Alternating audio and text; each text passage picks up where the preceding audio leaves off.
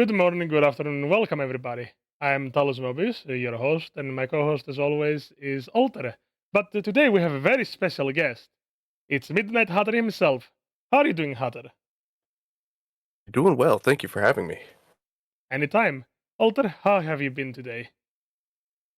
I'm surviving. Today we got a very special, I'd say, episode in the aspect of it's something that is not really spoken about. And I think that you will agree as well, Alter, especially with having been a lot more recent into GBO2. I think that when you started playing first, just like I did, you probably looked into guides, I guess you could say, to figure out what's going on. Probably, I think that everyone that plays this game and wants to learn something starts with that. And I gotta say, there are a lot of things that we don't see often. I'm probably a poor example because I didn't know where to begin with that. I don't mean to throw shade, but I went to the GBO2's subreddit and I just saw a lot of bitching and moaning, which is what I see when I go there more recently as well. I'm sure I could go there now and that's exactly what I'd see. So I just kind Supports of get like no love. Why are supports so nerfed? Somebody get a good support. raids are overpowered.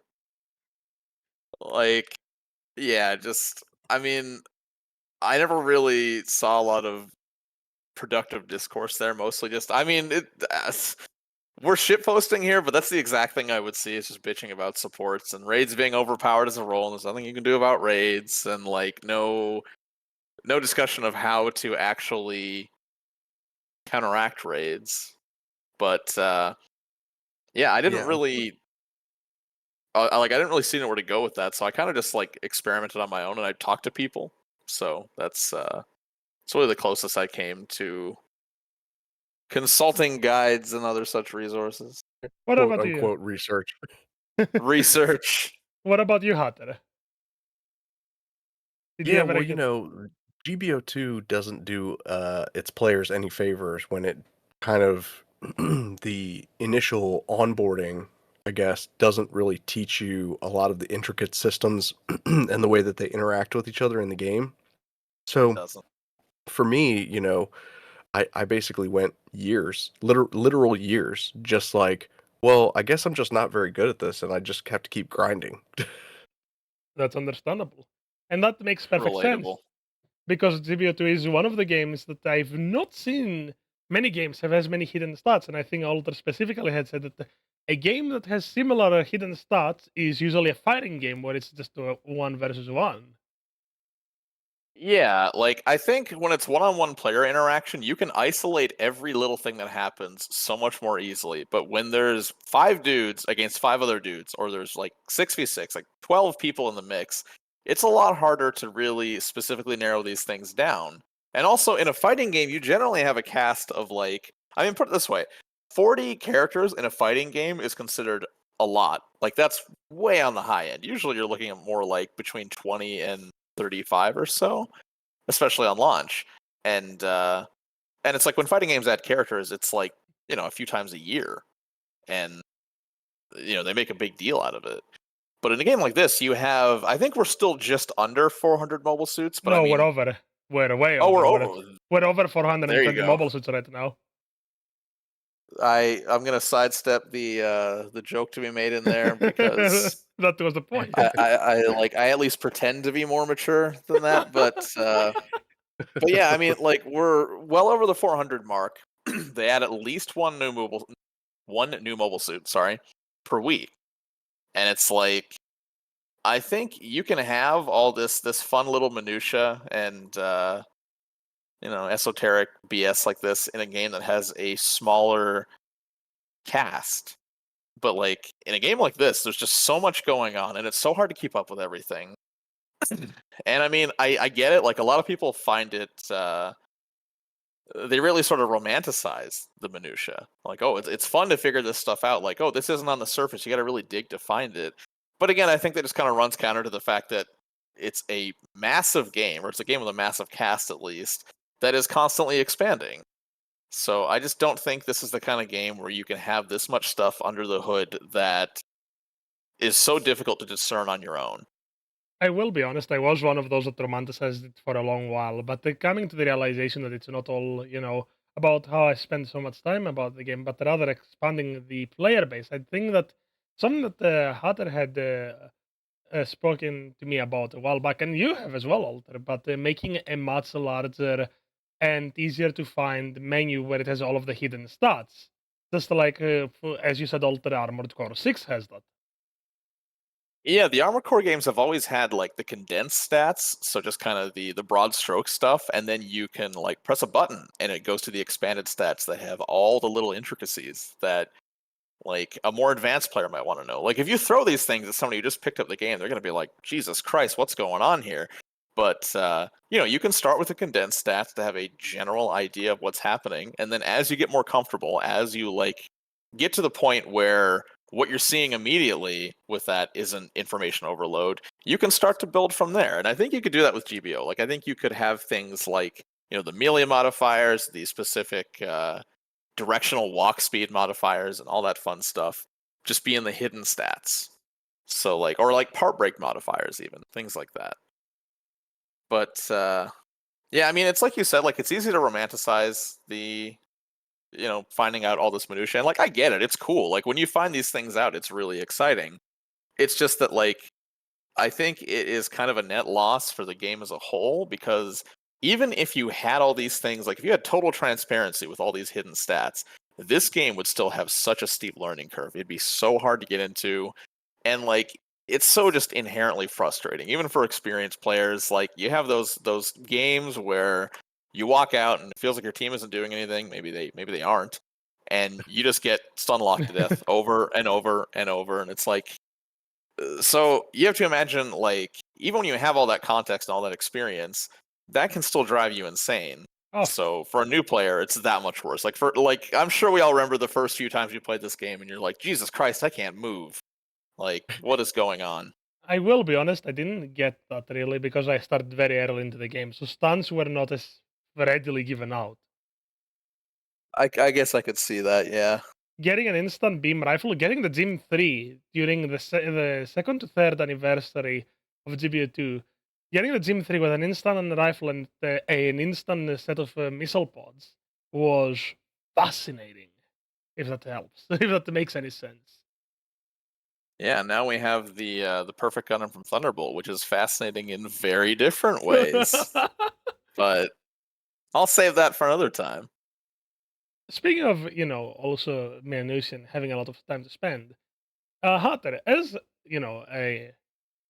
a person that doesn't have as much time under your belt, I bet that it's even more frustrating figuring out that the GBO2 and it's a very popular Gundam game. On the what was it year two we had 5 million players. That was fascinating and impressive for a Gundam game at its time.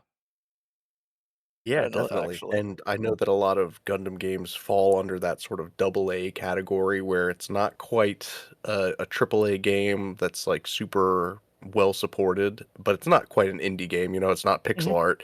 So it does fall Right. kind of somewhere in the middle there, but it is extremely well supported for what it is. It's got a huge player base. And, going back to what you said earlier, 400 plus mobile suits, some of them probably never get played even by the 5 million strong player base. Like, I know that No. I probably have maybe 6 mobile suits that I go to from my collection. So even in the 40, 50 or some odd mobile suits that I have, I don't even use all of them. So, the time that it would take to really invest in not just playing the game in general, but playing each individual suit multiple times under multiple contexts, the interactions between one suit and another, you're really looking at, you know, like a century of experimentation that a single person would have to do of like playing over and over and over and like, you know, there's a lot of contextual bonuses and buffs that you can get that like you said are really not readily expressed to you and you don't find them out unless you really get in there and experiment. And that is actually a perfect, segue to explain on what you exactly say. A prime example to what you just said is I'm going straight forward with this movement. Even your simple walking or hovering animation depends on hidden stats. That's how far deep GBO2's hidden stats go. For an Yeah, but you example, know what? When you're going straight forward with it, you might not be going as quickly as when you go straight sideways with it. I'll see myself out. that was a good one. I'll give you that. That was a I great had to one. get it out of my system. It was great. And the Oh, prime and example. this. Sorry, Oh, go proceed. ahead. Proceed. Well, so, this goes back. I think that this is a legacy of Gundam games. This is something that you see even in the PS2 days, like Of in course. Zionic Front. There's never any indication that when you're piloting a Dom versus piloting a Zaku 2, for instance, in Zionic Front, the Zaku's or Goofs or any of the non-skirted mobile suits, they actually turn around to walk. But when you're playing as a Dom, if you reverse, if you go back towards the camera, the Dom doesn't turn around, it stays facing forward. Now, that's one of those things that's buried in the details. Like, you're never going to see that unless you experiment with it and play it. And so, it's like I said, Gundam games, for as much as they have changed over the years, man, GBO2 is holding on to some of the some of the same old I guess traditions of Gundam games. Of course. Absolutely. And the best part is, as you know, specifying the hover units. Something really ironic is that the hover units in ZBO2, if you're moving forward, they move normal speeds. But side to side movement is actually faster, and moving backwards is slower because of, weight shift.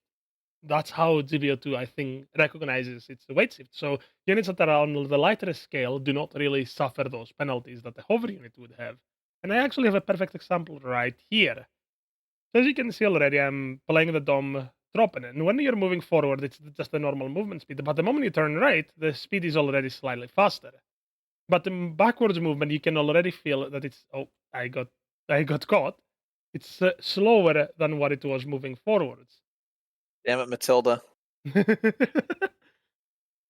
Something as simple as that Someone is should still. shoot her down in a Dom. Yeah, I mean, if anybody was equipped for the job, I guess it's you. Of course.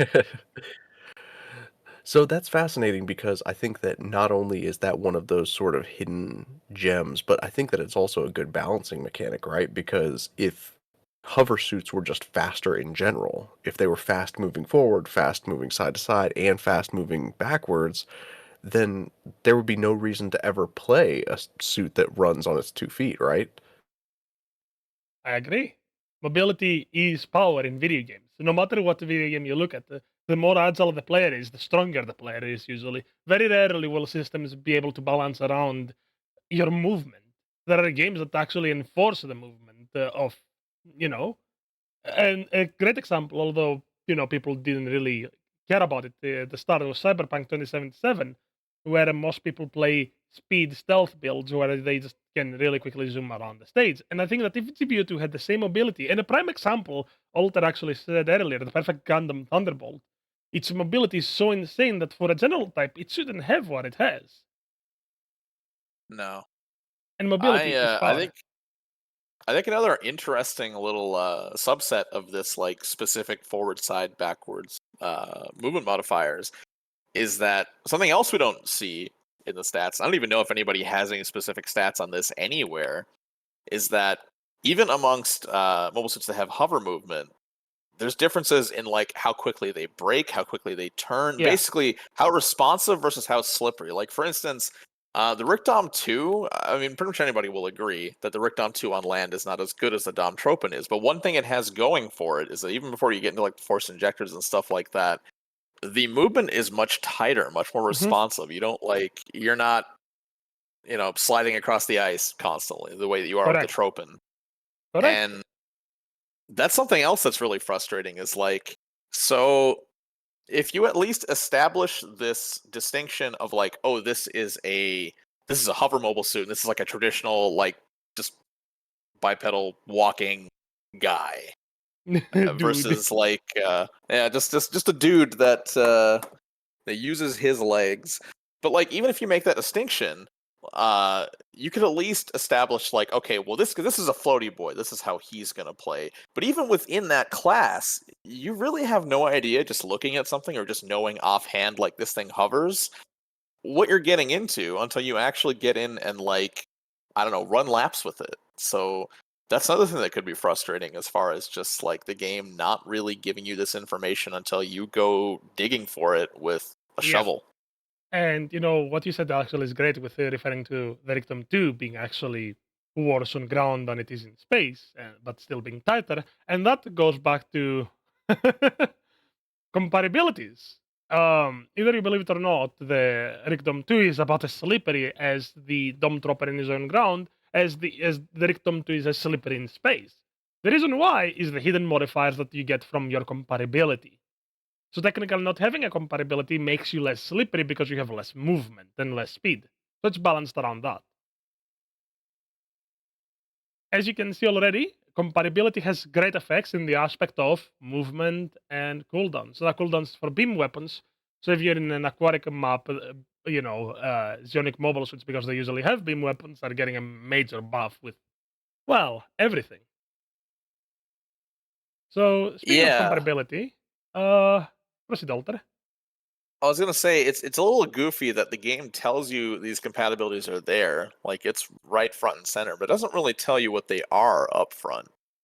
And I mean this is a bit opinionated, I guess, because I can't really make like an objective critique of this, but I think having this distinction between like ground and space compatibility, especially, is kind of for the worse. Like I get it; it makes mobile suits a little bit more interesting, and there's this idea of like oh, well, we'd like this thing to be better on land than in space, or like this thing's better in neither of those arenas. But I also feel like ground and space has enough distinction already. Like there's already just differences in like the The metagame of the suit two. availability. Suit availability is one right there. Yeah, I mean, perfect example. You can't use the Dom Tropin in space. Like, I'm a Yeah. little biased because the Dom Tropin's one of my most played generals of all time, most played mobile suits, period.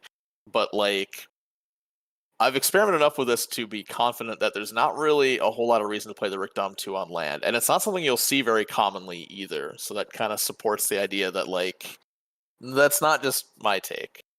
So but in space, you don't have the option to play it, so you'd be more inclined to play the Rick Dom 2.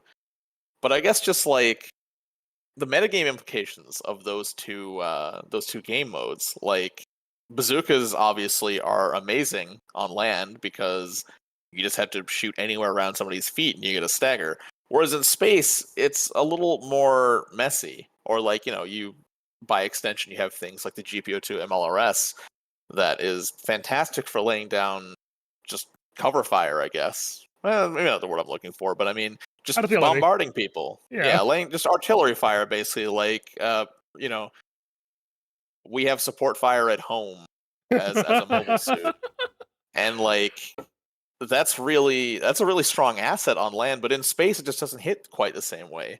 So it's like, and plus you have like high speed ambac, which also influences combos because the general like the metagame for virtually every mobile suit in this game is I want to stagger you so I can do more things to you. I want to bazooka you or instant stun beam rifle you so I can run up and knock you down, hit you I again, mean, that and is the so core on. gameplay loop. Is like Yeah. Yeah, absolutely. stun and topple. And it's like even going between land and space, that changes often because it's like you have high speed ambac, which enables certain combos that wouldn't be otherwise possible. So it's like just the act of going from land to space is already it fosters so much change that like I think having the compatibility is a little bit of a hat on a hat and it just kind of muddies the waters like and I mean Would it be a hatter regardless of on what I hatter? think uh but yeah, I mean like regardless of what I think, it's also worth noting that so few people play space relative to ground. Like if you go look up GBO2 content creators on YouTube and you watch their match footage, how often do you see space gameplay relative to ground? Like I would say the ratio is Everyone something like hates 10 to space. 1.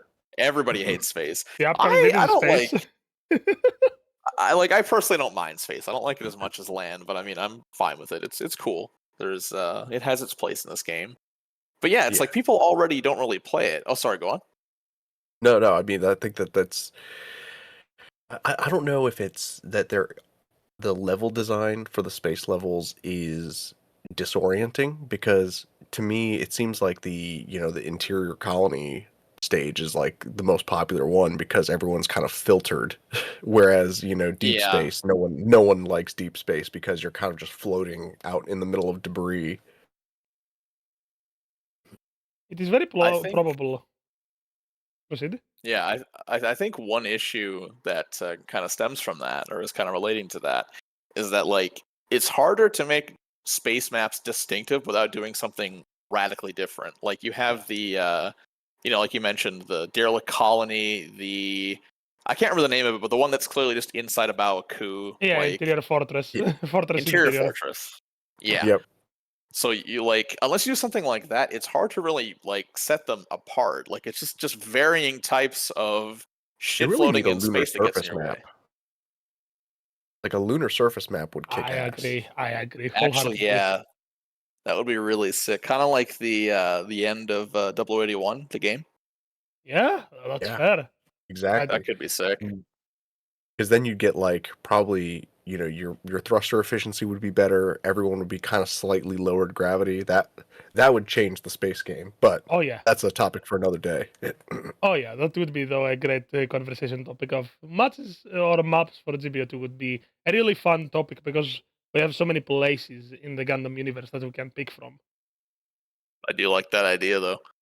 Yeah, we could talk. We could certainly talk about it.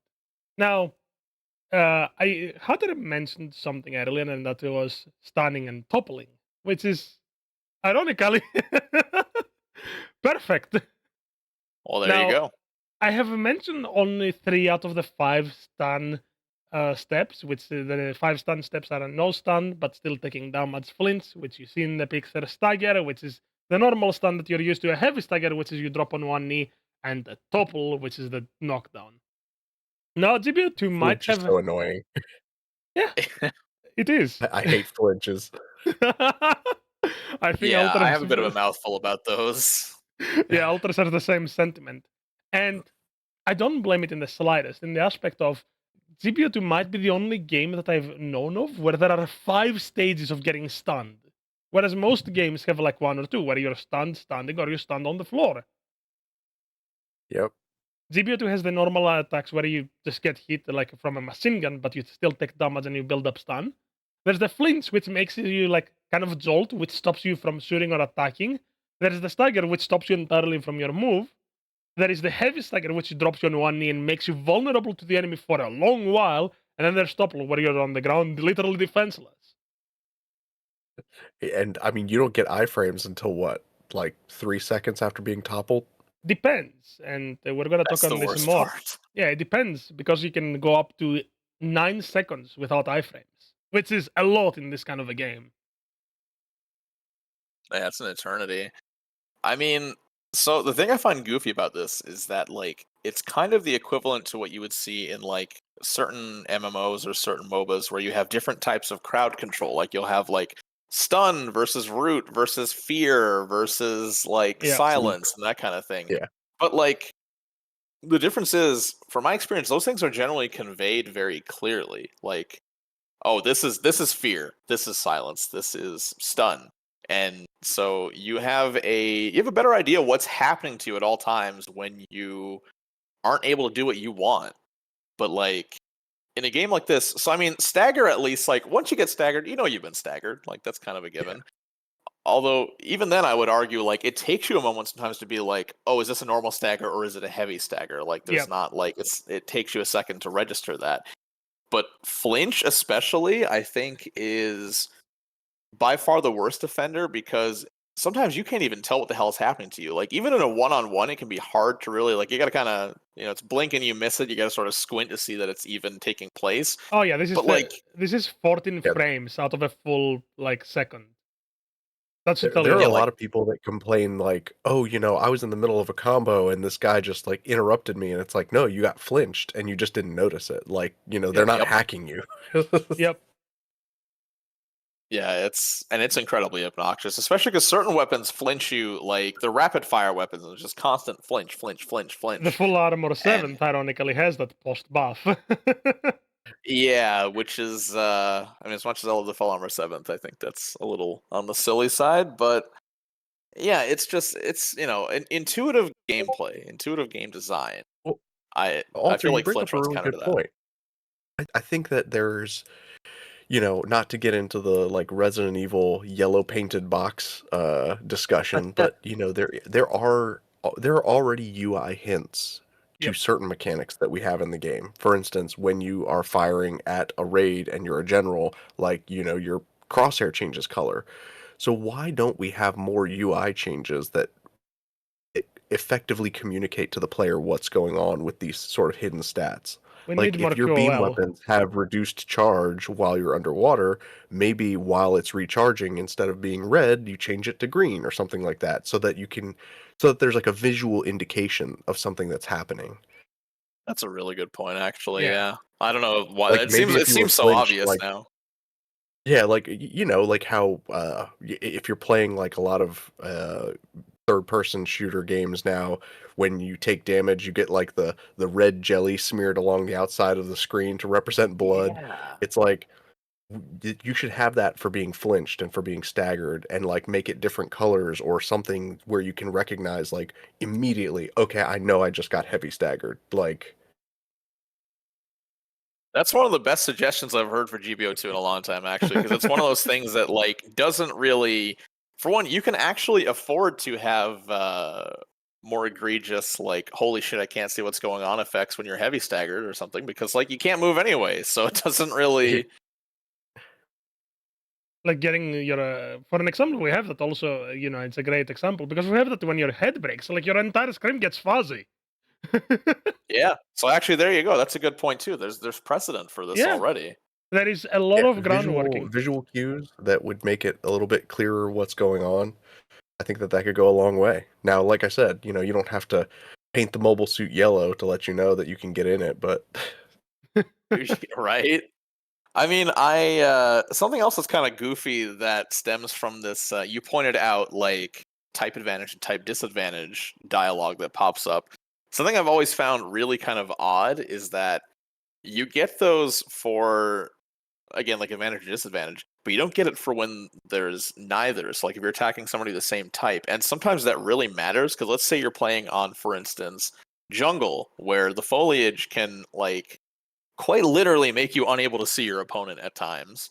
And you're like, where the hell is this guy? And then you're like, oh wait, I see the type disadvantage thing. At least I know where he is now. Whereas like if your opponent's a general or something, I mean, I was gonna say the only real indication is the blue reticle, but that actually just happens if you're looking at a surface of any kind. I So it's will. almost like yeah. the game punishes you for Yeah. trying to attack somebody of the same type in those situations. It's I, like I don't know why there isn't a dialogue box that's just like neutral, like yellow or something. I will be honest on that matter. It's actually perfectly, sensible to say that, where instead of it's the saying advantage or disadvantage, it should also have an enemy and ally. Because I've seen many times where Yeah. people are like, "Oh, I accidentally hit you because because I thought you were an enemy." But if it was said Oh, ally yeah. or warning, something that made it obvious, I think that would go a long way because it would help the player base. Absolutely. Yeah, I mean, Yeah. like I've gotten I'm eject. guilty of toppling my allies So unintentionally. it can be hard to tell. I mean, I've actually gotten ejected from games 2 or 3 times because I saw somebody out of their mobile suit. And the mobile suit is crouched on the point, and I'm under the impression for whatever reason, and just given the context of the game, that it's an enemy mobile suit. I'm like, holy shit, I should kill this thing while I have the free shots on it, and I'm just wailing on it with a beam saber or something, and then suddenly you're disconnected, and I'm like, oh, I guess that wasn't. And speaking of UI and also pre-existing UI, on that matter, the stun buildup. We already have it on GBO2. We already have the obvious marker right there that we're building up stun.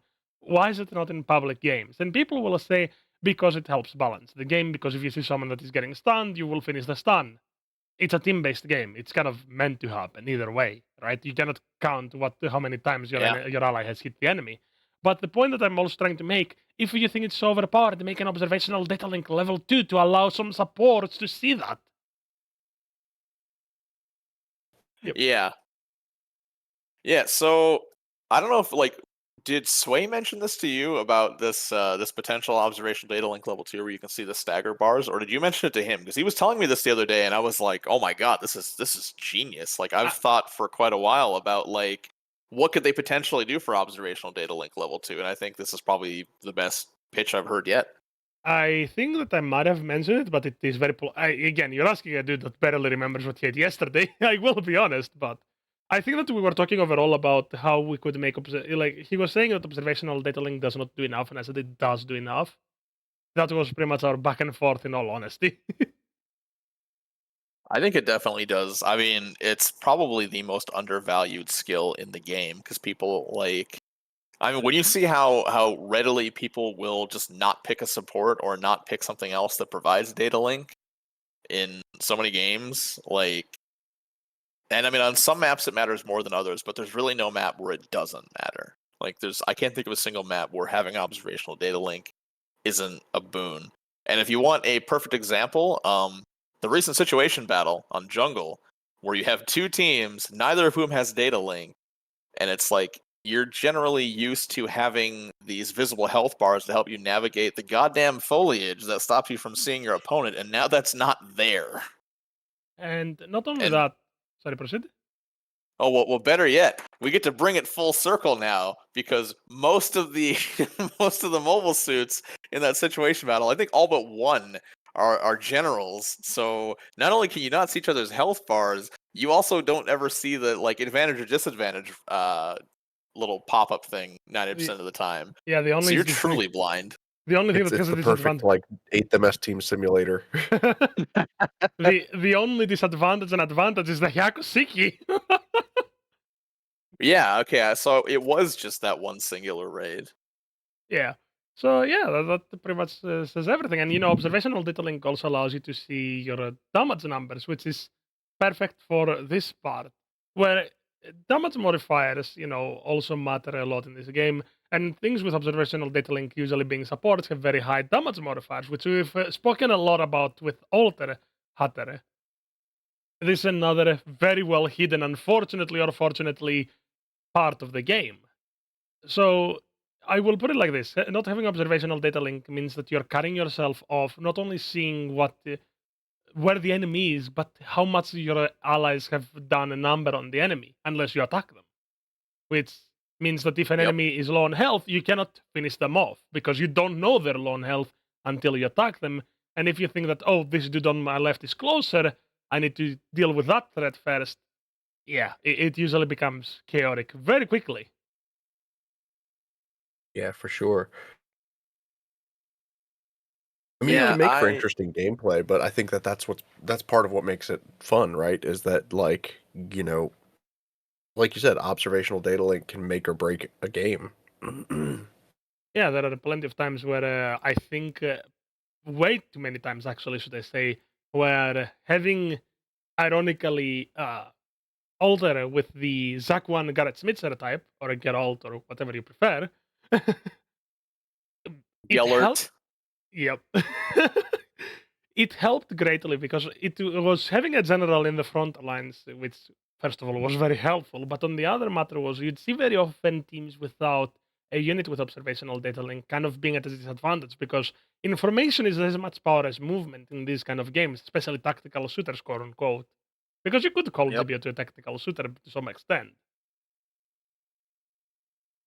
I mean, Yeah, I would I've say that's always fair. said I've always said that GBO2 is basically if you really wanted to pigeonhole it into any genre, it's a MOBA masquerading as a third-person shooter, and it's well documented that in those games, knowing your opponent's stats, knowing what is your opponent doing, what is his build, what is his what skills did he bring if that applies, um, that goes a long way.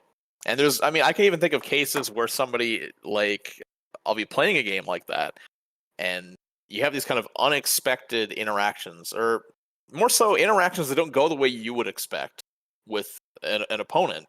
And then you're like, what the hell is going on here? And you click on them and you're like, oh, I see why that is. So this is kind of the equivalent of that in a way. And that goes an But extra step with GBO2 in the aspect of if you know what the enemy's loadout is or what the enemy mobile suit acts like. For an example, I have a picture here of the Jillian light armor, right? As you're probably very well aware, Alter, the Jillian light armor is a shooting rate in the aspect of its melee modifiers are very low. yeah, And for that reason, you kind of want to focus on its ranged weapons, which they do a tremendous amount of damage for a raid, even attacking a general, as you can see here, the Gundam, which has relatively all-rounded stats, which I think Hatter will be very happy to know that pretty much most protagonist mobile suits have relatively all-rounded stats, except for the Hainu, because, Hainu is Hainu. Right. To explain the joke is that the Hainu, although it has on the lower end again of multipliers, just like the Dylan Light Armor, it's probably one of the best units in the game because, as Alter put it, it's in a MOBA style a great crowd control unit. yeah. It's I mean, a lot of mobility. It's very good at space control. It's a very non-committal style of gameplay. I mean, like you said, like just being able to win by only ever playing neutral is like neutral game Yep, is such a huge asset. Like the Hainu being the best 700 general is a hill I will die on.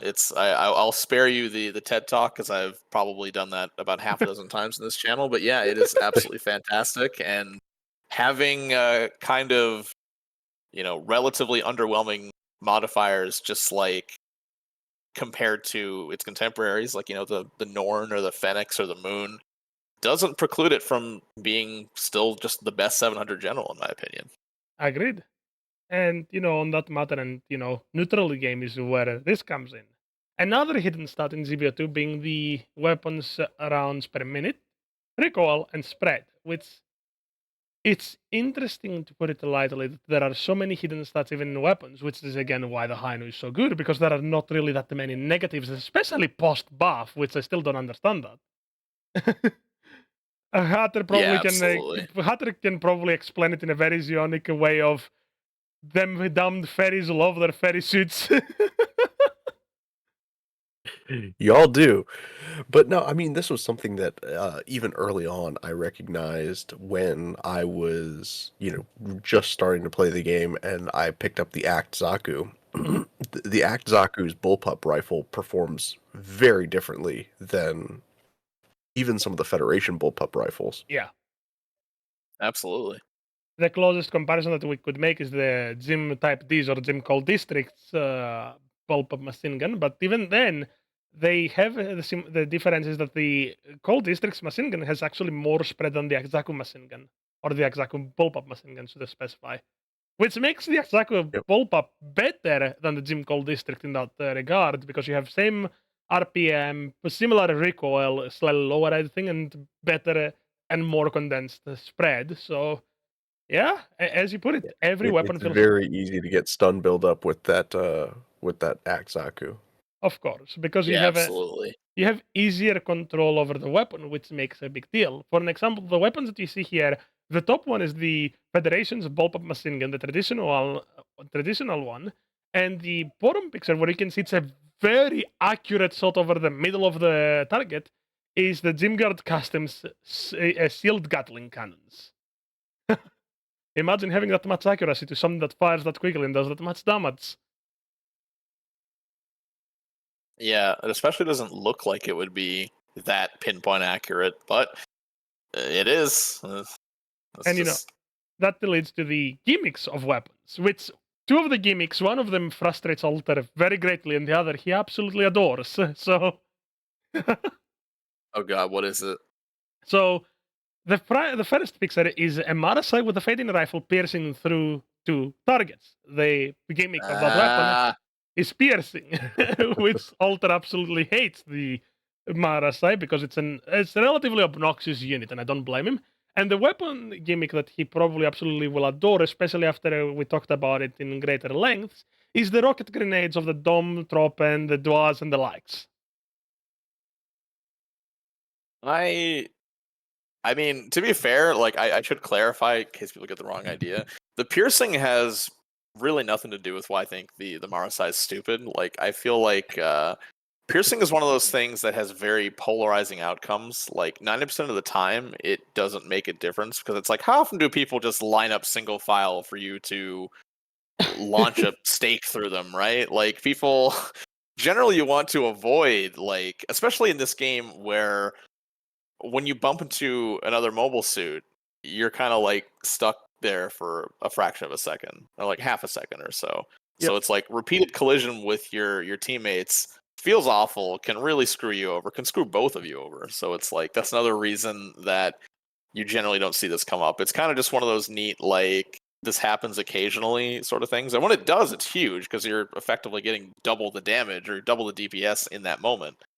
But no, I would say it has very little to do with why I think the Marasai is the most toxic mobile suit in the entire game. Well, was. I mean, we just thunderbolted all over us again with the PGTB. So I don't know. That's but I I mean mean, Well, that's kind of beyond the so pale. that brings up an interesting point because these weapon gimmicks, they're highly contextual, yeah, and I think what makes a weapon gimmick more beneficial than any other one would be if it's context that you can control. So, like you said, it's Yeah. probably few and far between that you're going to be able to get mobile suits lined up. Like, you can't even like have your teammates try to line up enemies for yeah. you. So like it's a very limited scope. But then there are certain weapon gimmicks that I think you can almost create the conditions under which they would be beneficial, right? Yeah, Absolutely. and that's why I have these two Pixars, because the Marasai, as you put it yourself, is very conditional, and you have to very much calculate it. But the Dom Tropen, you guide the missile, which is absolutely amazing to have. Having guided weapons after they leave your hands or your weapons is probably one of the best things to have in a video game. Yeah, I mean that Very warhead grenade. satisfying. Oh, it feels awesome to make plays. So, like it's very skill testing. It's very like there's a lot of nuance to how you can use it. But yeah, I mean Especially, I think that weapon especially is probably like will immediately make something good no matter what. Like it at least becomes pretty good the moment you give a mobile suit this weapon. obviously, other weapon gimmicks may refer to, by the way, something like returning back to the perfect grade. Sorry, the perfect, the perfect Gundam Thunderbolt.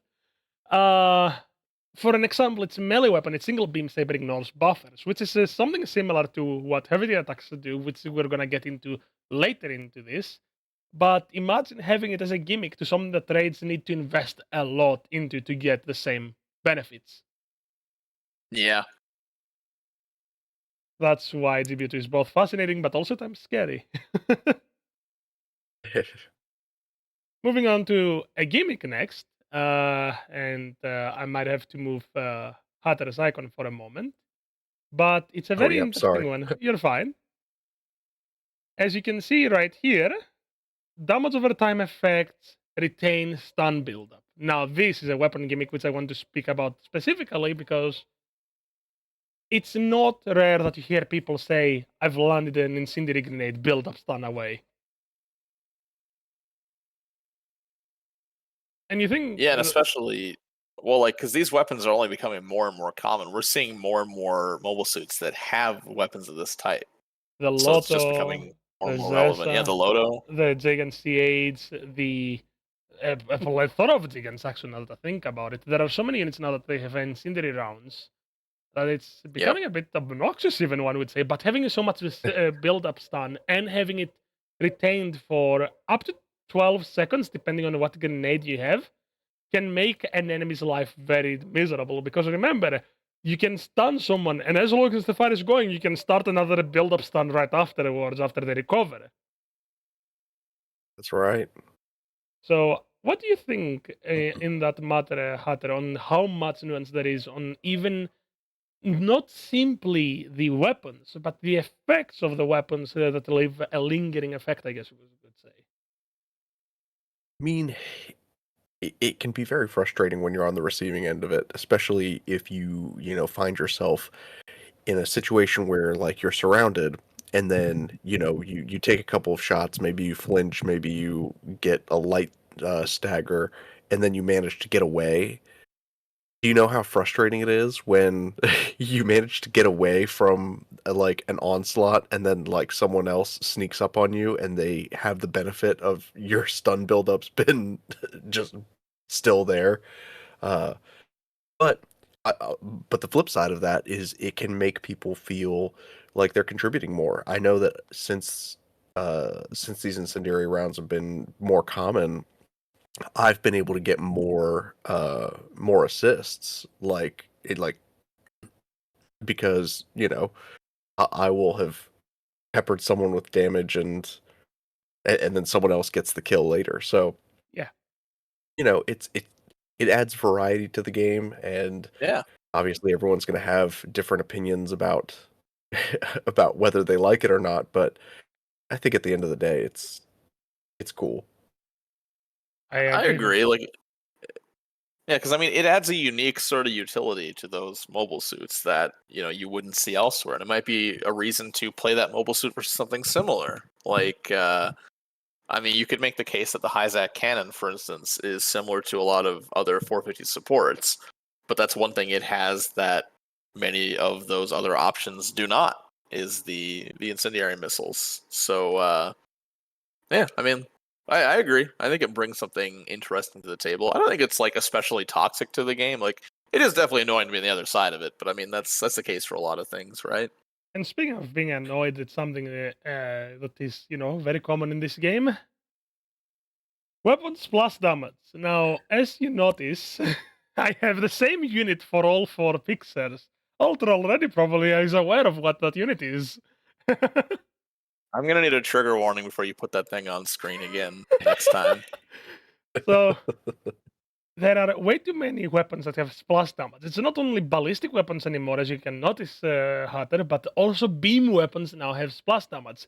Things like the Silver Bullet Suppressor's Beam Magnum or the Unicorn Beam Magnum, period, any Beam Magnum in the game, or the Silver Bullet Suppressor's Beam Cannons on the back, which similarly to the Messala's Beam Cannons, cluster grenades, and normal missiles, all now have a splash damage and area of effect.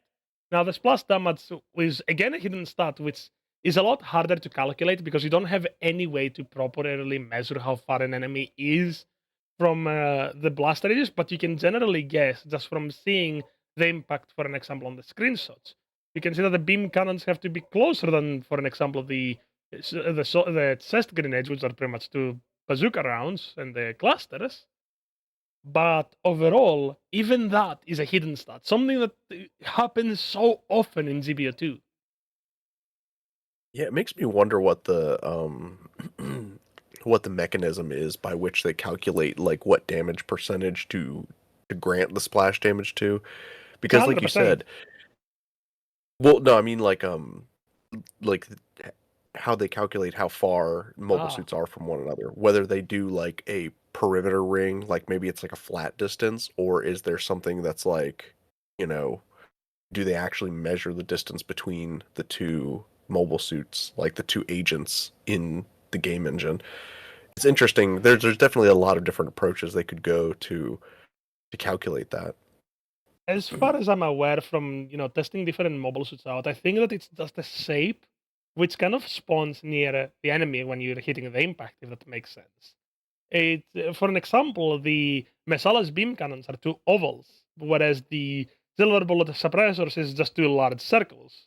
So I'm guessing it's probably kind of, I guess you could say, creating an entity which creates an effect in that area. As long as a mobile suit is in it, it can still get affected, unless there is something that is outside of it, which we don't really know that really. Tapping into the game Is engine itself would be difficult. isn't there a splash weapon that has a weird like diamond shaped box that like shouldn't be like it doesn't look like it should be, but it is. I think it's some kind of bazooka.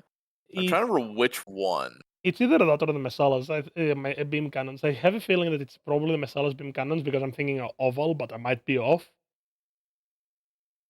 I want to say it's a bazooka of some kind, like some type of. I'll never remember what it is, but I'm fairly certain there's a weapon in this game where you look at it and you're like, well, that's a circle, and then the actual hitbox for some reason is just a diamond or a square. I mean, I guess if you want to, I don't know what that everything is is. perspective. Yep. Well, it's hard to say. I thought that the game used like ray tracing as far as like ballistic damage, which is why like you might take damage even if you don't physically see the bullet hit the mobile suit. But Yeah. They also use a defender and attacker system where the attacker always lands the hit and the defender always misses, apparently. Although I don't know what the attacker and interesting. the defender is. I don't know how it's calculated. And talking about splash damage, and obviously with splash damage comes part damage. Well, Uh, for one quick note, I think for attacker side hit detection, what it basically means is that when I fire a gun, if I hit you on my screen, the damage goes through. but at times with the latency, sometimes your shot goes through people. So again, I don't know how the game calculates it. It's probably either randomized or it's whoever is attacking. So I guess if you're constantly shooting Vulcans, you're the attacker constantly, probably. I don't know. Possibly, but I mean, I think it just kind of cuts both ways, and you get some weird rollback interactions in there. Also, I don't know if we ever got a hard and fast verdict as to whether all weapons are necessarily attacker side, because in some games it varies. Like again, Yeah.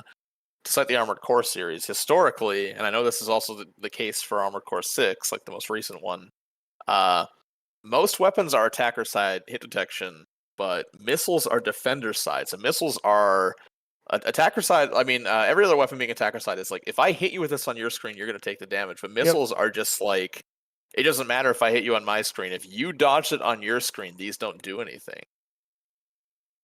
Understandable. And again, I wish that I could give you an answer truly on how that works, as there have been times where I've hit the shots, but it's gone through people, but that's latency as well.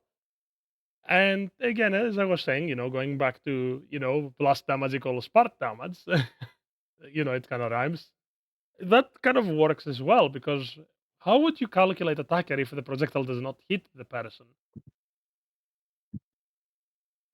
I mean, I guess it would just be if it hits on the screen of the dude who fired it. Like if they see it hit, then Yeah. the verdict is that it hit.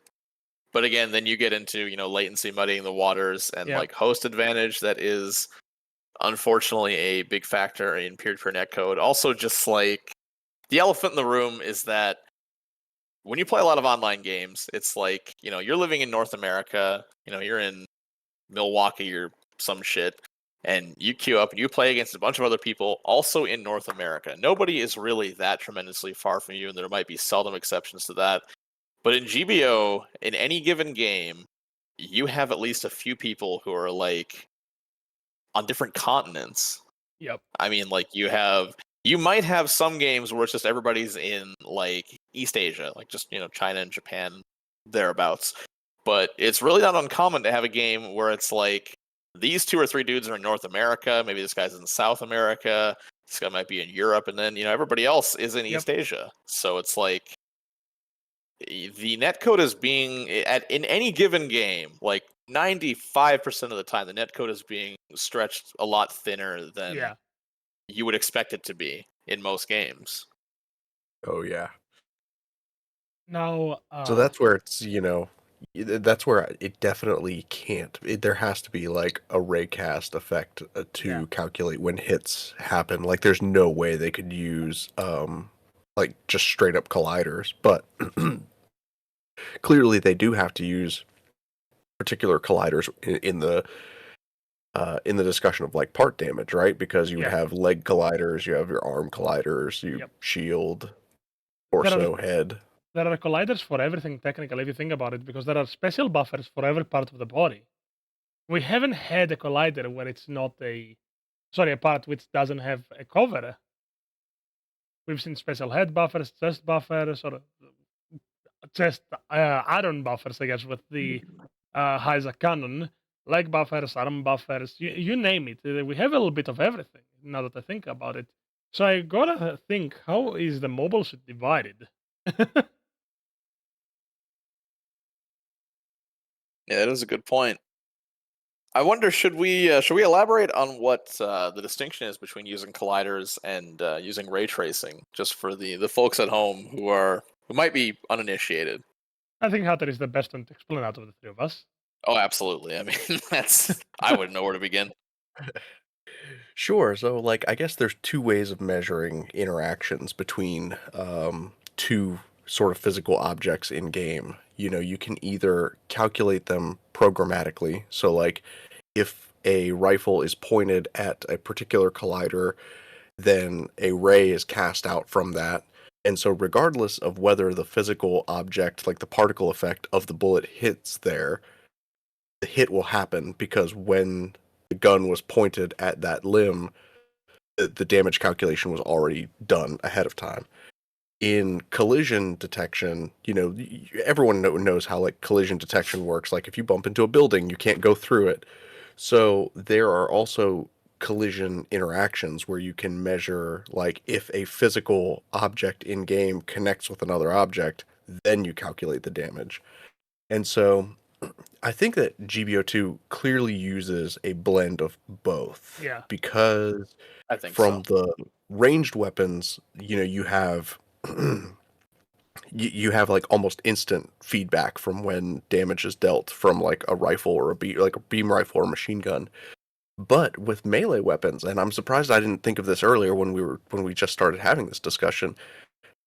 My favorite enhanced double Zeta Gundam, that beam saber, that whole beam saber, the hyper beam saber is a giant damage collider. And so when it swings from back to front, everything in its way gets hit, right? Yep. Oh yeah, Ultra so young. It just kills me every I time. am. I am all too familiar. More familiar than I'd like to be. Yeah, I'll challenge your Hainu with my double Zeta any day. I don't actually play the Hainu, but that's that's the other thing. I'm in no way biased. I've seen it a lot, and just on paper, I can't see how it's not the best 700 general. But I mean, you give me the Snodger Stein, and then we have a very different discussion. Ooh. So yeah, I mean, I think that clearly, you know, there is some collider effect at play when it comes to measuring part damage and weapon damage for that matter. And speaking of the weapon damage, and the best part that we're gonna proceed to is that part damage also has a multipliers on top of the already existing multipliers and modifiers that weapons already have. So buckle up. So the Marasai has about 3 times the damage to legs. So if you shoot once, you technically do 3 times the damage to parts. Although you don't get the actual damage, so if you do 3,000, you won't do 9,000 to legs, but you'll see the legs break really quickly. And that's how pretty much damage multipliers are calculated. It's not health damage, it's part health damage. It's very weird because that means that there are multiple hidden health bars.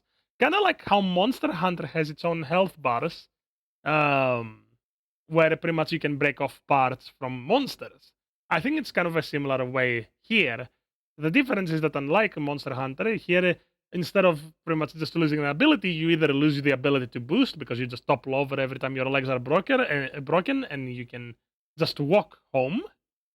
And when your head is broken, it actually has a lot of debuffs that people actually don't ever mention because they don't try to break heads. Which the debuffs include the activation of observational data link, high performance radar, and the likes, stealth and fake beacon, abilities such as Hades and Exam, because they're stored on the head, are non-activatable.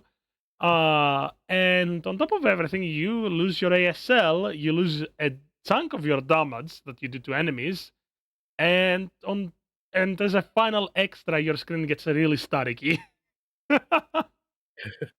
Well, and I think that that's fair because obviously, targeting the legs is pretty easy. So, you know, but targeting the head, you should get a lot of debuffs for having your head broken. Yep, and in space, if your back is broken, you technically lose your reactor, so you're constantly overheated. Yeah, and one thing that I find a little goofy is that like, so you point out the exam example, Yeah. the exam example. I'm not gonna. Anyway, so it's like it makes sense canonically, thematically, etc. Like it's what I would call good design aesthetic in a way that having your head broken means you don't have access to exam because it's in the head. But it's like, what if you're not familiar with the Blue Destiny series? What if you have no idea that's in there, or like the Demon Blade stuff, or the every other derivative of exam that has popped up in the past like 15 years, all like 12 of them. So it's Like like every single rider under the sun. every I thought there's single only supposed to be 4 riders. I can't wait for the Purple Rider, man. But yeah, it's one of those things where it's like I want to say it's good design aesthetic, but it's also not really intuitive design, especially because like I don't think anything, correct me if I'm wrong, but I'm pretty sure if you look at the exam tooltips for all these mobile suits, it never says, by the way, if your head's broken, you can't do this. Yeah, it doesn't say that as far as I'm aware. Actually, there are Yeah, some like versions that I am almost certain that they do say it. Do give me a quick moment to double check because I might be forgetting, and I'm pretty prone to forgetting. So, no, it doesn't say Well, anything and on that matter. Actually, yeah, you're correct. It doesn't say that for the exam. I mean, it's also to your point, it's kind of inconsistent because if you damage the head of the Zazabi or the Rick Diaz, it's not like the pilot dies Hmm. and the I've cockpit, never thought about that. right? Now, That again, would these are very contextual things because most people probably will never damage the head of an enemy. It's like it's you know, it really doesn't happen very often. Hmm. But if it did, you would want it to be consistent. right. Well, and that's another side of that that's really goofy is like I mean, as you pointed out, it really never happens. Like leg breaks relative to like the ratio of leg breaks to head breaks has got to be like 20 to 1, and I don't even think that's even Yeah, remotely probably more than that. hyperbolic. Like Probably more than that, whether you believe it or not. probably yeah. Actually, I wouldn't be surprised if it's up around like 50 to 1. Like it's insane. Like head breaks have happened to me. I think less than 10 times in all my time playing this game, and I'm not even gonna count playing like the Ogjin, where just like your whole body is just your head. But like on anything normal, like you're playing a gym, a Zaku, what have you, uh, it really never happens. And it's just like the thing that makes that especially goofy is one would think that the game would want to reward you more for breaking the head because you're like, I really got to fish for this. Like you had to really specifically facilitate it, and also you have a wider margin of error because like let's say I'm specifically trying to snipe your head and I'm just slightly off vertically, like I'm a little too high. I miss and I get nothing unless you have these big ass backbinders I can hit or something. But like compare that to leg breaking, like you're rewarded substantially more for breaking legs, and it's like not only is it far easier to do deliberately, you can even just do it accidentally. Like a Yeah, lot of things you just kind of like naturally hit the legs because that's like the place where it just makes sense to aim, like the Dom or Tropin, for example. Melee just outright hits it. That too, yeah. So it's like it's really easy to break the legs on purpose. It's really easy to break them accidentally. It's incredibly difficult to hit the head in either of those cases, and you're rewarded far less for it. And it's like I can't say that's like objectively bad, but it like surely I'm not the only one who thinks that feels a little bit goofy, just as far as like risk reward goes. Understandable, very much so, actually. Well, and no matter what breaks, typically the kill comes so fast afterwards that it doesn't even matter. Like, Yeah. does anyone really try to break legs beyond just like as part of a stun Uh, maneuver, or is it, it happens. it's not really a viable tactic. You're not going to break someone's legs and then let them walk away. Yeah. Here's the thing, right? Your leg health is 60% of your total mobile suit health, unless for mobile suits that have modifiers like the Marasai. That one will require a lot less shots and a lot less damage to break your legs. But generally, so if you have 20,000 health, someone will have to take away 12,000 of your health just aiming for your legs. Well, and another side of that is like there's not a lot of strategies that specifically incentivize like breaking legs versus what you would be doing anyway. Like to some extent, like for instance, playing like the Jagan CH, you'd rather aim towards the legs than like the midsection, even though the midsection, like like kind of just the middle third of the body is where you'd probably want to aim otherwise. But I mean, I guess I'm conveying this horribly, but to give you one example would be I knock somebody down and I'm like, well, he's already knocked down now. I'm going to go in for this downswing. I'm going to try and slap his shins anyway because I'm going in for this hit. I might as well do that instead of trying to hit like his midsection or something because then I might also break his leg. So it's like there's not a lot of like separation there. It's part of the game cycle, as Hunter put it earlier. It's a very large part of your combo, I guess you could say. Especially if you're playing a raid type, you kind of, especially when you're melee locking, most raids hit from ground up. Then they usually will hit side and then ground up again if you want to do neutral side neutral, right? And even if you do neutral side backswing, you're knocking them over and you're probably clipping their legs with the backswing most commonly. What I'm trying to say is that the legs are a large part of the body, and it gives a lot of reward for how easy it is to hit it. How pretty much you don't even have to think at times to hit it, if that makes sense. Yeah, I think you guys are in agreement about that for sure. And, ironically speaking about the topic at hand, the melee hitbox and recoveries, and the main picture that I've taken is literally just to purposefully attack and hard alter. Yeah, I feel a certain kind of way about it. Let's just leave it at that. The best way to describe it is because of how, as you put it yourself, Hatter, there are probably the whole blade is a collider. At times, the blade tip will hit a shield before the rest of the blade hits a body. So it actually measures the shield hit, even if you clip the entire body afterwards. And it's really Yeah, fun. Yeah, that's unfortunate. it's something I run into a lot with like wide sweeping melee attacks where it's like it checks for the shield before it checks for like did you do damage. So And it's like I could cut through the right side of your body to get to the shield on the left side, and because I contacted a shield, it's treated as though I swung in from the shield side and hit that, and it's incredibly goofy. And the reason I include this with recoveries is, especially if you do that after you're overheated, for an example, you're stuck at a recovery animation, which, depending on what kind of an attack you did, may it be a heavy attack, may it be a normal, neutral swing, a side swing, or a back swing, you will actually be stuck there for longer. And it goes like this: from the shortest recovery to the longest one is neutral, side, back, heavy. So depending on what you finished on or whatever you did last, and you end up hitting sealed, or although with a heavy attack it doesn't matter, and I will explain shortly, you're going to be stuck there with a recovery depending on your backswing or neutral or side swing animation. There are some units like the Pixie which has insane recovery on its backswing, and I think that you've seen me alter cancel the backswing before it appears it even through ahead, and yet it still damages people. Yeah. And then there are backswings, something like the Guy Helmuth's Ericdom 2, which has a wide swing that you cannot cancel until way after it ends.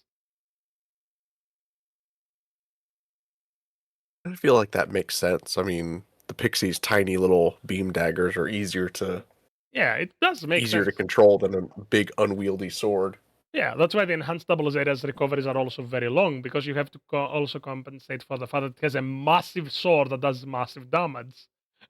Or two massive swords, depending on if you have the single or double beam saber. And when you do the heavy attack, the reason the heavy attack is so slow is because it's the highest damaging heavy attack in the game, being able to kill most things in one hit. So it leads to long recoveries, which makes sense. And speaking of the heavy attacks, that's what we're talking about. Heavy attacks and modifiers. Now, depending on the heavy attack, they also come with unique modifiers. Just like the neutral, the side, and the backswing have modifiers on how much damage you're gonna do. Heavy attacks have modifiers pretty much similar to those settings, but you'll see modifiers that are like 4 to 5 times the damage to compensate for how much you have to give in on actually pulling off the heavy attack to actually hit the strike. For an example, the enhanced double zeta has a 9 times multiplier on the heavy attack, which, Which is not bad considering that you can still move while you're charging it. yeah, exactly. And you can even boost, you can use the maneuver armor and damage control to avoid a build-up stun or an instant, and you can just go in for the heavy. The problem is that it's so slow that you can get easily countered. But that's why also heavy attacks have another hidden modifier, and that's the fact that they ignore shields and buffers. Meaning that if someone has the giant binders of Dexatria will still take full damage from the heavy attack, even if the heavy attack hits the binders regardless.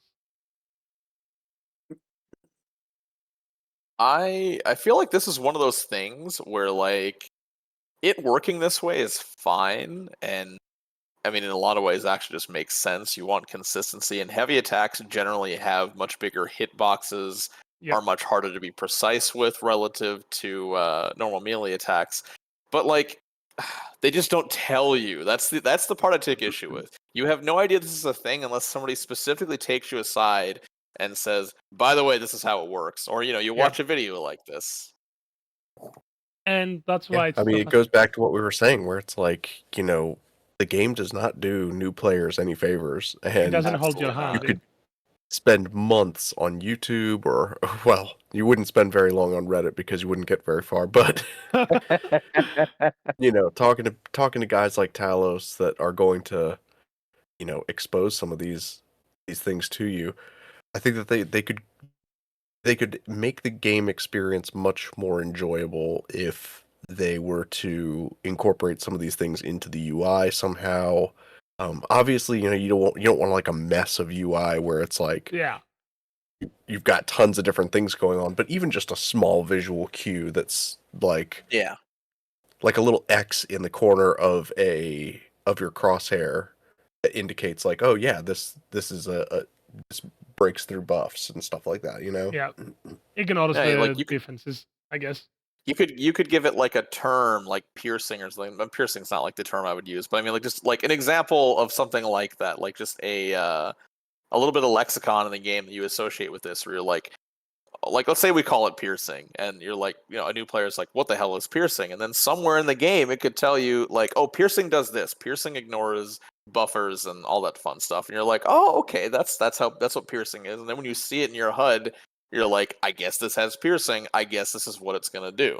Yep. And not only that, but you gotta remember that we do have already technically lexicon, which is the database.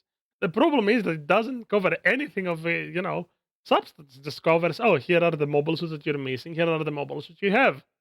Here are the weapons you're missing, here are the weapons you have, and that's that really. Otherwise it just tells you generally the stats. Yeah, here are the mobile suits you're missing, so you can see that there's over 400 of them, and they have this level of minutia that we can't see. Yeah, I don't know if I want all of that. I'm like, one of the things I wish I could do is just get rid of some of the mobile suits I have that I know I'm never going to use. Like, I hate going into my Haro now and like going through all of the mobile suits to get to the ones I want. Like, and tagging doesn't really do enough for me because I'm like, I have like 30 of them tagged. So Yep. Tagging's Uh, just kind of tedious and like feels like it's a lot of squeeze for not a lot of juice. oh yeah, exactly. and it takes a lot of time as well if you're wanting to tag everything. And talking of time and again recovering, I mean, what? No, it's a bad transition, but I'd rather us proceed forward because GBO2 unfortunately has a lot of problems, but it also has a lot of things that are going for it. GBO2 being a game from using the engine of a much older game, the suggestion is pretty much Crossfire for the PS3 or Target Inside, depending on which part of the globe you are in, and using updated engines of that constantly. I think that even though it progressed so far, and we have things that the Target Inside do not have, or Senki, where you had proper melee classes, animations, counters, tackles, and the following. There is so much cinematic minutia going on, I guess you could say, in a way of well, what I'm saying here, the counters. Let me tell you, those shots that I've taken, the far left one with the Grandari and the far right to bottom one with the Grandari and the Sarzaku, those were from the in-game engine. And even if you get them this close to just try to hide the HUD, it still looks exceptional because it feels like, oh yeah, look at this. You already know what is going to happen. Yeah, it's very Yeah, satisfying. most definitely. Now, talking about the counters and the tackles themselves, counters and tackles may be one of the major, if not the most major component into what makes GBO2 GBO2 in the aspect of you need to know how to use your counter, because if you do not have double tackle, aka instant precision thruster control or something like that, I can look at it really quickly. What am I doing to myself? I am struggling here and I have the tools to my right and I'm not using them. Either way, while I'm looking at these, what I'm trying to say and convey with the general concept of, you know, using the counters and the tackles is, and I think Alter will cover it better than me, that the tackle is a much better tool than most people think, because people just will use the tackle to try to counter or to just to simply get an easy stun in, because, you know, things like the shock dampeners cannot stop a tackle. It's grossly underutilized. There's a lot of situations where you'd rather use a tackle than any of your other options, like even just like melee options that you would otherwise use. I mean, obviously the iframes, that's one benefit, but also tackles have the unique property, and this is another one of those things that just ties into the minutia of the game. Is tackles have this property where they can kind of like reset a stagger, so to speak. Whereas, Yeah. like obviously, in any other case, if you pile on like 5 staggers at once, that doesn't happen. Like until your opponent hits that, like you have stagger immunity for a while after being staggered, and it doesn't go away until like the exact moment your opponent starts standing up from the stagger again. Yep. Whereas tackles will bypass that. Although even that is inconsistent. Like there's like a window of time in there where tackles won't do that. So that's Yep. just minutia upon minutia. But yeah, I mean like that's that is one example, is that you can use it to reset staggers. You can also like tackle an opponent without running the risk of staggering a teammate with like your forward or side swing or what have you. So yeah, there's a lot to that, but also it is relevant to this discussion of how frustrating the intricacies of this game can be when they're unclear. And speaking of Yeah, those and I mean, I intricacies, know a lot of people live and die by that rule of like, tackling should only be done to grapple, but like, yeah, like you said, Alter, I think that when I'm done mag dumping a guy and like he still has that little bit of health left, I'm like, do I really Oh take the yeah. time and waste time like changing to my melee weapon, or do I just give him a quick secure, knock? yeah, just secure the kill.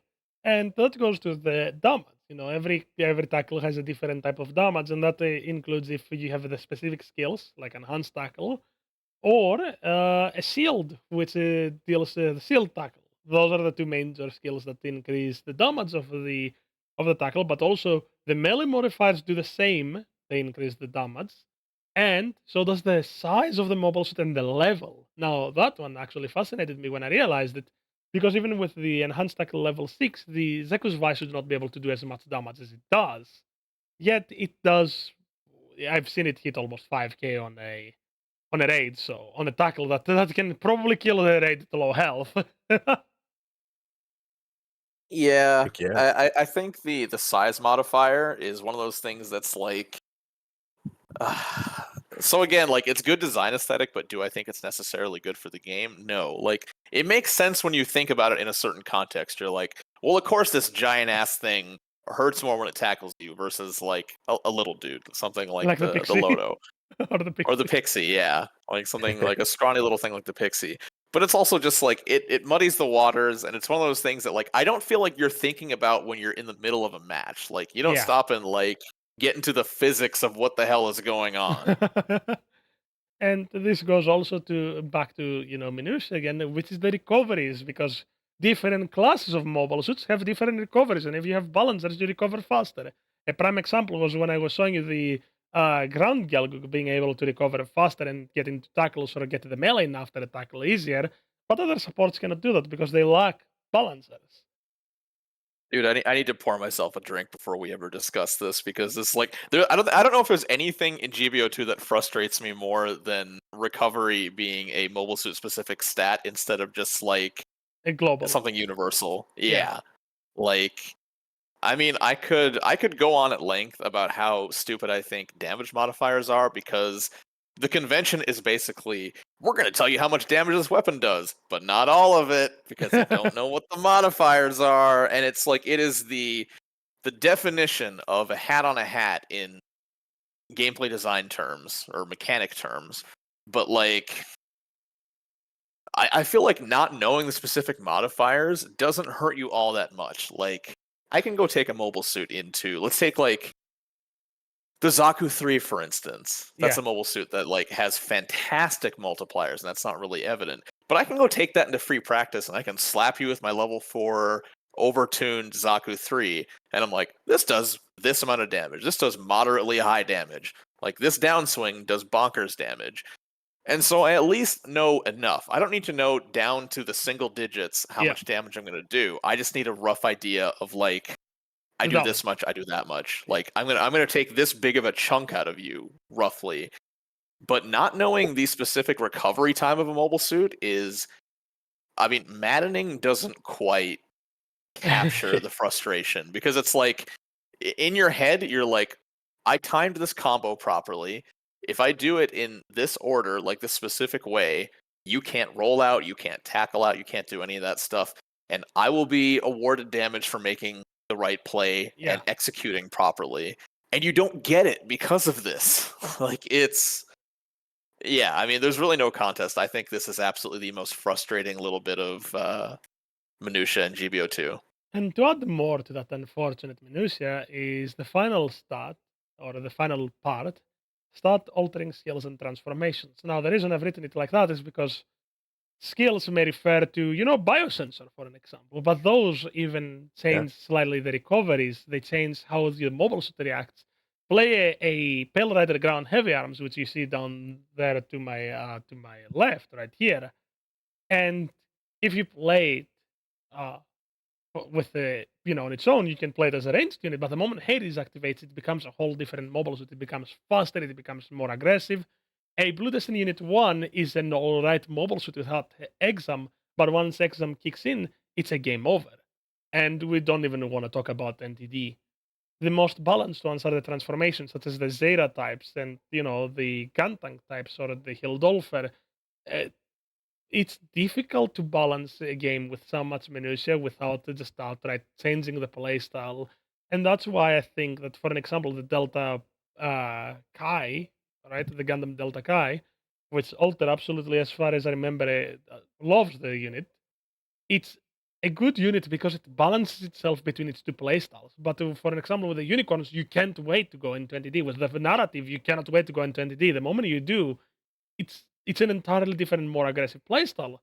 And I think that that's why also having modifiers added on top of that and new weapons adds so much minutia that kind of makes it not simply an information overload, but it becomes overbearing because you do not have to only worry about what your mobile suit can do, but you have to stop the enemy from getting into their best shape.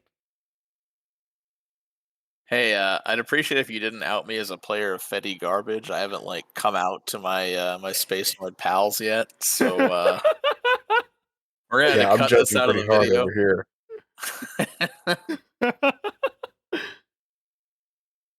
But But yeah, otherwise I agree. what do you think, Hatter, on the whole? Instead of it becoming only just a gimmick, the transformation becoming just the mobile suit ascending, essentially. Yeah, it makes it very unpredictable, I would say, to say the least. I mean,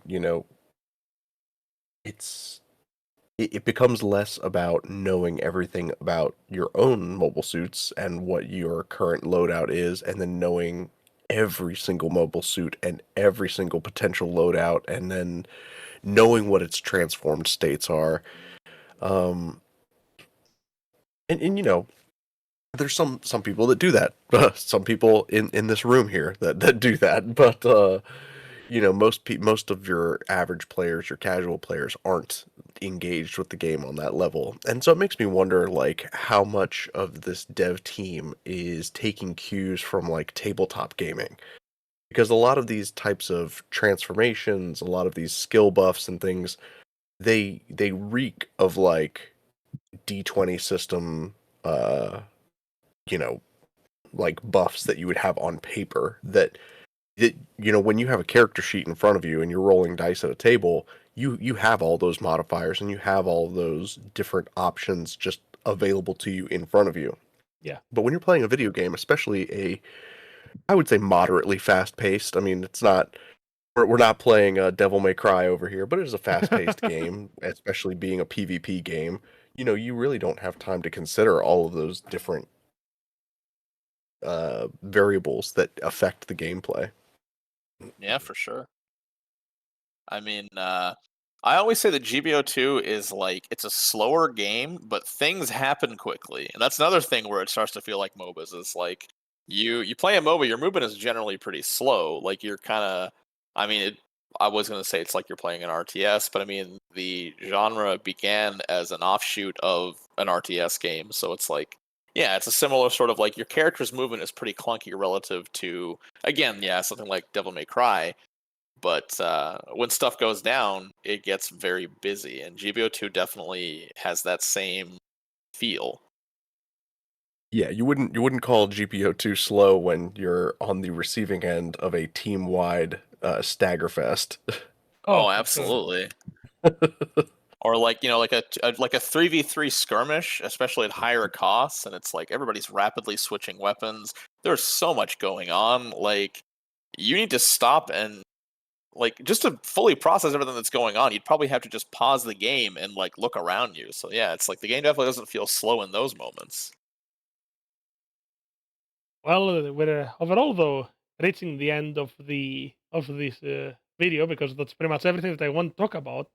So, Hatter, I want to hear your opinion on the amount of information that exists in GBO2, and we just skimmed over it as much as possible without going into too much detail because going into too much detail would take a lot longer.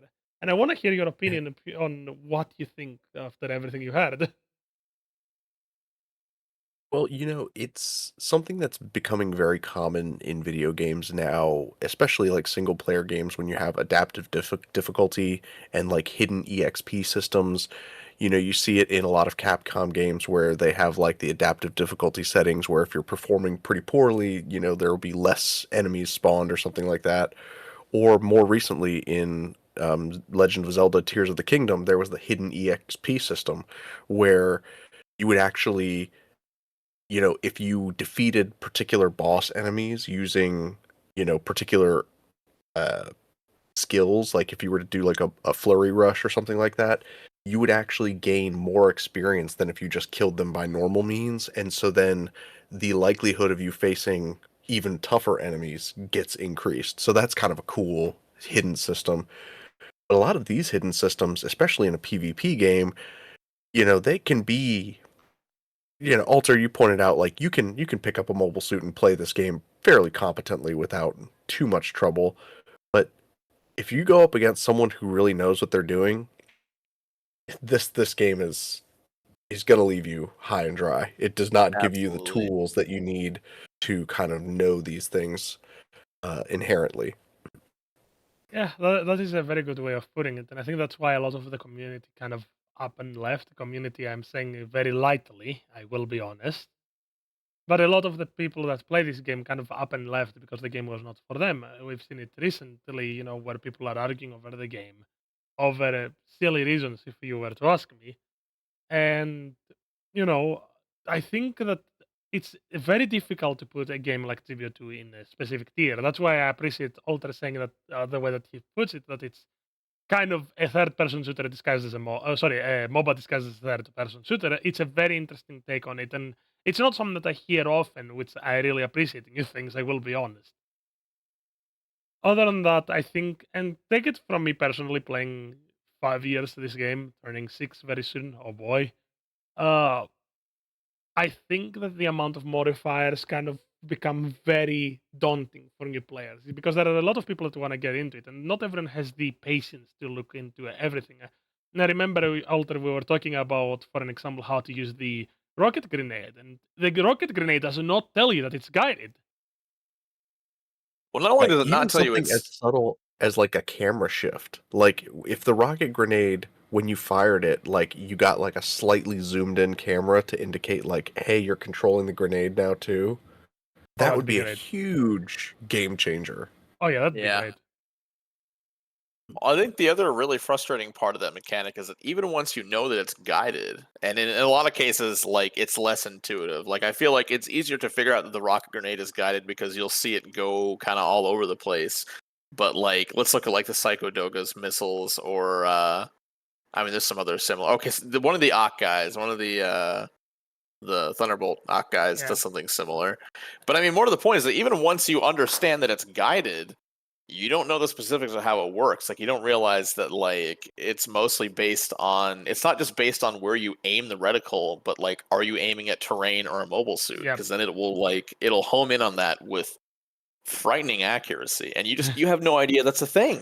Yeah, it attracts its to the enemies with great prejudice, I'd say. And the same happens with things that you wouldn't be able to guess that they are guided, like the Varguels and the Moon's boomerangs or beam Yep. butterfly edges. Which again, it's fascinating that there is so much minutiae and you don't get to read often about it. Especially, with the buffs coming also every week to multiple mobile suits, and not only, mobile suits getting added, but also mobile suits getting buffed. For an example, the Below Destiny Unit 1 recently got also guided missiles. It's hard to keep up with everything without, having it all written down. And I'm not saying I am doing that. I don't know what you're talking about. Well, I think also to Hatter's point, well, like he singled out games like was it Tears of the Kingdom that did it or Breath of the Wild? I am I so think out both of of them do it, but Tears of the Kingdom definitely has it to a stronger degree. okay. So I mean, yeah, games like that, for instance, or like certain Capcom games, it almost seems like GBO2 is kind of identity confused. Like it doesn't consider that like these things are okay to do in a game like that, or like it's okay to have this level of character specific minutia in like a fighting game where it's one-on-one interaction and the cast is like somewhere between like 20 and 35 characters, and like it just does not seem I feel like saying it doesn't seem self-aware is like overly cynical and critical to the point like I don't want to go that far, but it just seems like there's some confusion as to the direction it's trying to go in. And it's like when you do these things to like in a single player game, there's nobody on the receiving end of the confusing bullshit interactions basically, like Yeah. there's nobody being robbed by it the way that there is in a game where there's 10 of you running around like divided into two teams Or 12, unfortunately for or you. 12. I Yeah, and I we mean, and your gameplay is limited to, just a few minutes per match, however Yeah. many matches you can get in, like in a session. Like if you were to play the game for an hour, how many matches are you going to get into versus how many lobbies are going to time out on you? Or you get to like you get to 11 members and then like that 12th person comes in but one of them drops out. It's like so frustrating. I mean, in the best case The scenario, you difference might get is absolutely. 7 matches without interruption if you get like perfectly in every time. yeah, Yeah. exactly. So, so you can have these types of really in-depth systems in a game like Tears of the Kingdom or like a single player game Cold where you're Fairy not did that. waiting in lobbies. Yeah, where you can like really Yeah. explore and take your time to dive into these things. But I wouldn't say that GPO is not self-aware, but maybe it's just like the scope of it has expanded so much because who knows? They probably did not expect to get this deep into the roster of mobile suits when they first started 5 years ago. It's like, That is a good point. the average lifespan of a live service game, Avengers, is like less than it's like 2 to 4 years, right?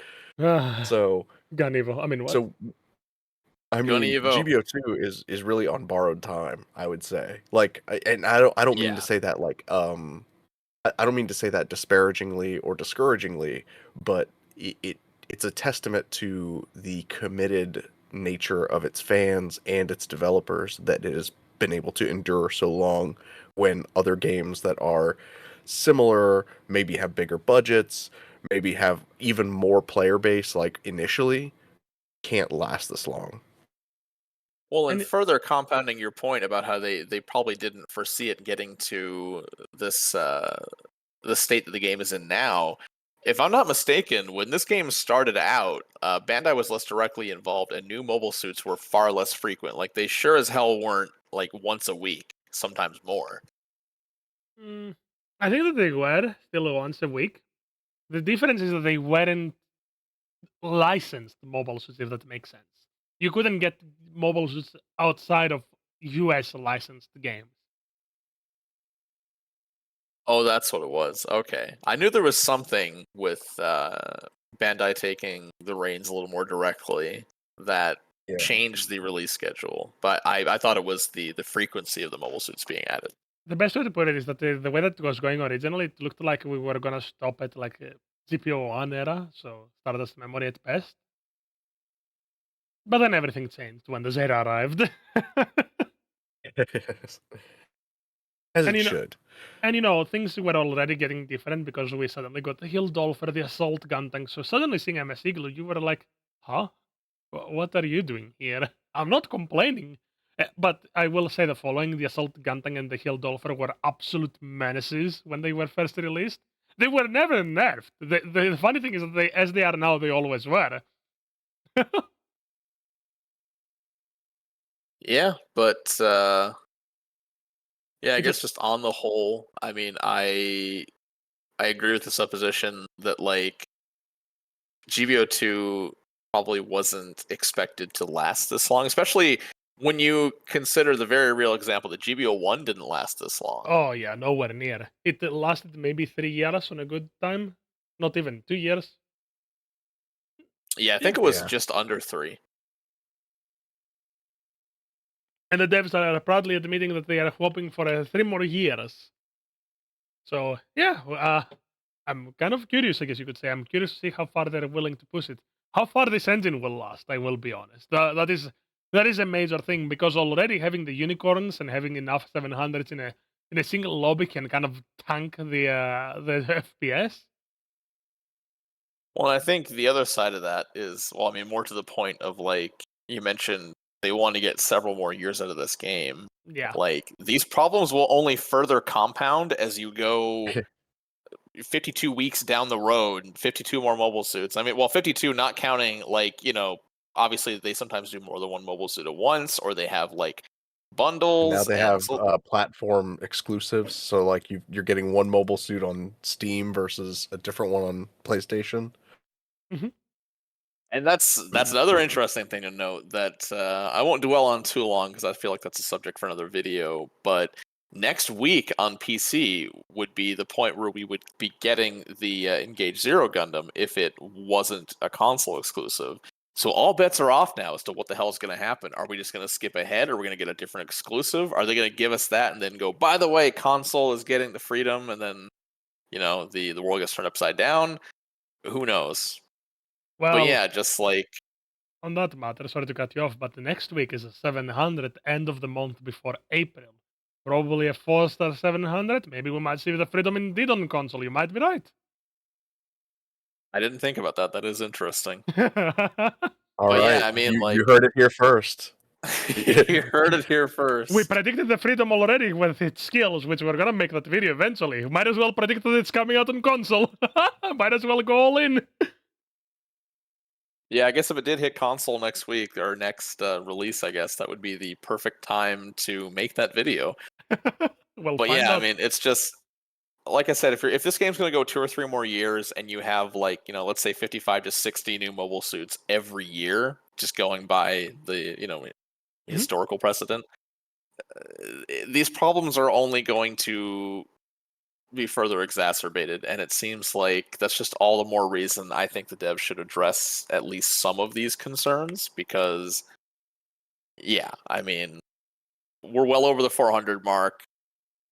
It's only going to get worse from here if we don't tackle these things sooner than later. I agree wholeheartedly. And I think that we covered, though, a little bit of everything. Wouldn't you say, fellas?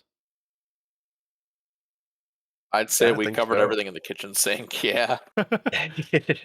We haven't left anything. This was probably a more thorough analysis of the hidden mechanics of GBO2 than even GBO2 would provide. Well, Yeah. that was the point of this, in all honesty. And if we did it well, that's all that mattered, really, in the long run. Hey, there you go. Before we do head out, would you like to say anything at all, or should I proceed to saying our goodbyes? Should I say to everyone? Hey, no, just thank you for having me.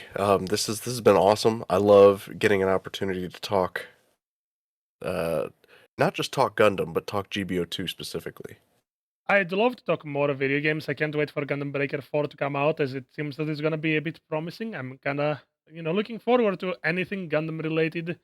Maybe in the future we'll touch on more things. We'll see. But I'm always happy to have you here. I think Alter will share my sentiment when saying that it's always fun talking to you.